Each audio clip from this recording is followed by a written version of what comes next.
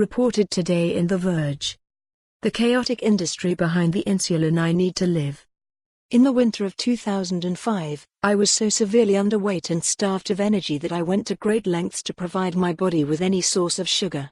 That included chugging a brilliant cocktail of Skittles dissolved in warm water. My sisters thought it was gross.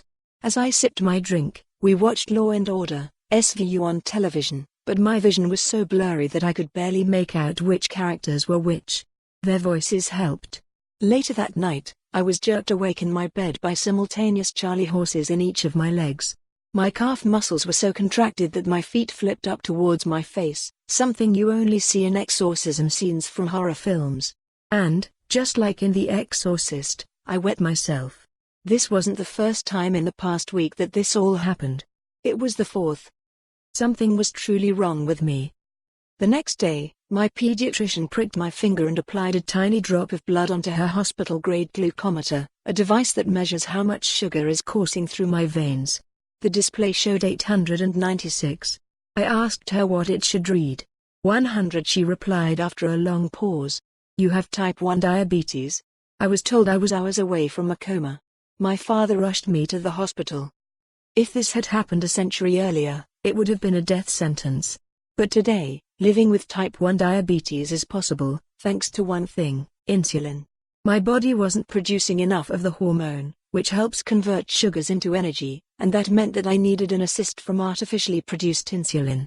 Just weeks after my 15th birthday, I started a daily regimen of 3 to 4 insulin injections coupled with upwards of 10 finger pricks per day to monitor my blood glucose. 15 years later, diabetes management has improved beyond my wildest dreams. Syringes have been swapped out with insulin pumps, and finger pricks have been replaced with sensors embedded under the skin. But my insulin? That has pretty much stayed the same. And that's fine, except for the fact that the price of that same insulin has nearly tripled since I first started using it. There is a whole lot of finger-pointing and reasons why, from lack of competition to fuzzy legal hurdles surrounding the approval of next-generation drugs, but all of these reasons have led to nearly half of the world's diabetic population without proper access to the drug.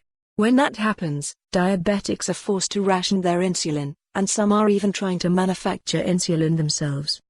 In honor of National Diabetes Month, Verge Science's latest video takes a look at the issues surrounding insulin and what might be in store for the drug, and for people like me who rely on it every day, in the years to come. Verge Science on YouTube. For more on this story, visit the news article link.